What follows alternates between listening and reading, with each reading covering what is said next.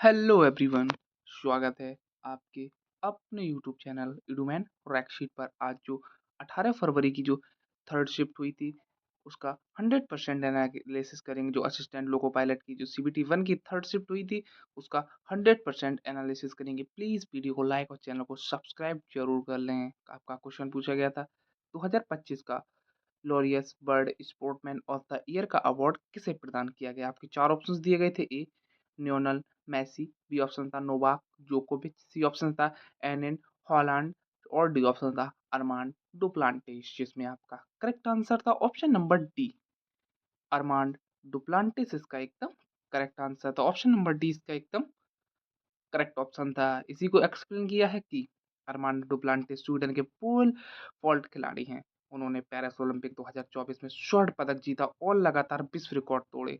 इसी शानदार प्रदर्शन के कारण उन्हें Laureus bird sportsman of the year का अवार्ड 2025 से सम्मानित किया गया। अगला आपका क्वेश्चन पूछा गया था यूएनओ यानी कि संयुक्त राष्ट्र संघ का वर्तमान महासचिव कौन है। चार ऑप्शंस दिए गए थे। ए वान की मून, बी ऑप्शन था एंटोनियो गुटेरेस, सी ऑप्शन था कोफी अन्नान और डी ऑप्शन था एंटोनियो कोस्टा, जिसमें आपका करेक्ट आंसर था ऑप्शन नंबर बी यानी कि एंटोनियो गुटारेस इसका एकदम करेक्ट आंसर था। ऑप्शन नंबर बी इसका एकदम करेक्ट ऑप्शन था। इसी को एक्सप्लेन किया है कि एंटोनियो गुटेरेस संयुक्त राष्ट्र संघ यानी कि यूएनओ के वर्तमान महासचिव हैं। उन्होंने 1 जनवरी 2017 को यह पद संभाला था और वे पुर्तगाल के पूर्व प्रधानमंत्री भी रह चुके हैं एंटोनियो गुटारेस। अगला आपका क्वेश्चन पूछा गया था पंडित छन्नूलाल मिश्र किस क्षेत्र यानी कि किस घराने से संबंधित थे। यह क्वेश्चन आपका पूछा गया था। चार ऑप्शन थे। ए जयपुर घराना, बी ऑप्शन था ग्वालियर घराना, सी ऑप्शन था बनारस घराना और डी ऑप्शन था आगरा घराना, जिसमें आपका करेक्ट आंसर था ऑप्शन नंबर सी यानी कि बनारस घराना इसका एकदम करेक्ट आंसर था। इसी को एक्सप्लेन किया है कि पंडित छन्नूलाल मिश्र प्रसिद्ध हिंदुस्तानी शास्त्रीय गायक थे और वे बनारस यानी कि वाराणसी घराने से जुड़े हुए थे।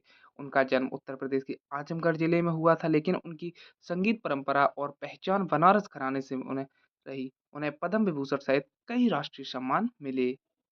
अगला आपका क्वेश्चन पूछा गया था यूनियन बजट 2025-26 में रक्षा क्षेत्र के लिए कुल कितना बजट दिया गया है। ऑप्शन थे। ए 5.5 लाख करोड़, बी ऑप्शन था 6.2 लाख करोड़, सी ऑप्शन था 6.81 लाख करोड़ और डी ऑप्शन था 7.5 करोड़, जिसमें आपका करेक्ट आंसर था ऑप्शन नंबर सी यानी 6.81 करोड़ इसका एकदम करेक्ट आंसर था। ऑप्शन नंबर सी इसका एकदम करेक्ट ऑप्शन था। इसी को एक्सप्लेन किया है कि भारत सरकार ने वित्त वर्ष 2025-26 के केंद्रीय बजट में रक्षा मंत्रालय के लिए कुल 6,81,210 करोड़ लगभग 6.81 लाख करोड़ का बजट आवंटित किया।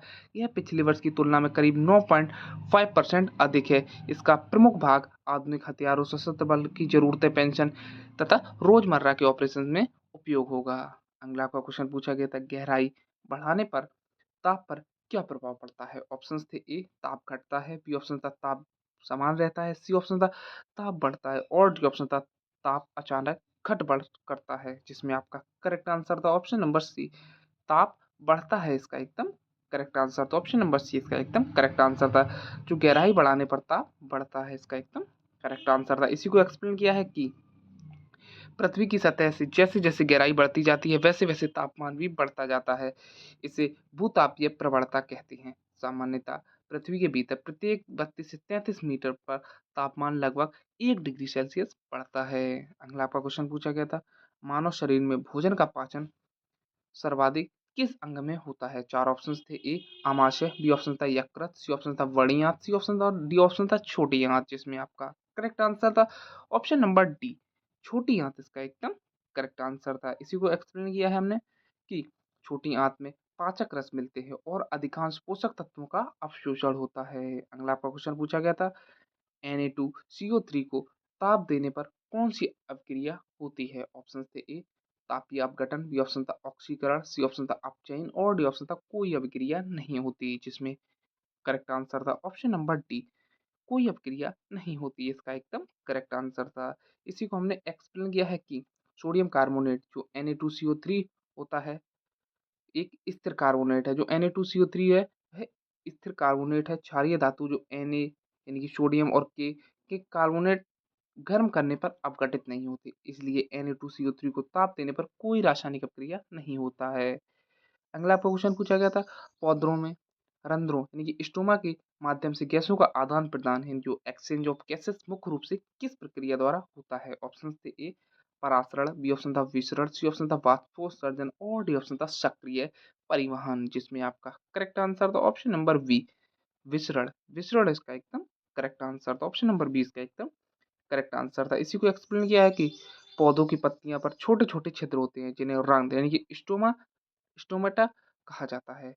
इन्हीं के माध्यम से पौधों में गैसों यानी कि CO2 और O2 का आदान प्रदान होता है। अगला आपको क्वेश्चन पूछा गया था, यदि किसी वस्तु का वेग दोगुना कर दिया जाए तो उसकी गतिज ऊर्जा क्या होगी? ऑप्शन थे ए दोगुना होगी, बी ऑप्शन था 4 गुना, सी ऑप्शन था आधी हो जाएगी और डी ऑप्शन था समान रहेगी, जिसमें आपका करेक्ट आंसर था ऑप्शन नंबर बी 4 गुना हो जाएगी। इसका एकदम करेक्ट आंसर था ऑप्शन नंबर बी इसका एकदम करेक्ट आंसर थे। यदि वस्तु का वेग दोगुना कर दिया जाए तो उसकी गतिज ऊर्जा जो काइनेटिक एनर्जी होती है वह 4 गुना हो जाती है।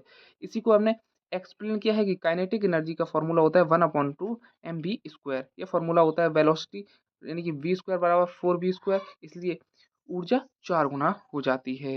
अगला आपका क्वेश्चन पूछा गया था, संयुक्त राष्ट्र संघ यानी यूएनओ की स्थापना का मुख्य उद्देश्य क्या था? ऑप्शन थे ए व्यापार बढ़ाना, बी ऑप्शन था विश्व शांति बनाए रखना, सी ऑप्शन था खेल आयोजन और डी ऑप्शन था वैज्ञानिक अनुसंधान, जिसमें आपका करेक्ट आंसर था ऑप्शन नंबर बी विश्व शांति बनाए रखना, यानी कि ऑप्शन नंबर 20 का एकदम करेक्ट आंसर था। इसी को हमने एक्सप्लेन किया है कि द्वितीय विश्व युद्ध के बाद वैश्विक शांति और सहयोग बनाए रखने के लिए यूनाइटेड नेशन की स्थापना 1945 में हुई थी। अगला आपका क्वेश्चन पूछा गया था, किस चरण में कोशिका विभाजन के दौरान क्रोमोसोम सबसे अधिक स्पष्ट दिखाई देते हैं? चार ऑप्शन थे, ए प्रोफेज, बी ऑप्शन था मेटाफेज, सी ऑप्शन था एनाफेज और डी ऑप्शन था टेलोफेज, जिसमें आपका करेक्ट आंसर था ऑप्शन नंबर बी मेटाफेज इसका एकदम करेक्ट आंसर था। जो क्रोमोसोम सबसे अधिक मेटाफेज में दिखाई देते हैं।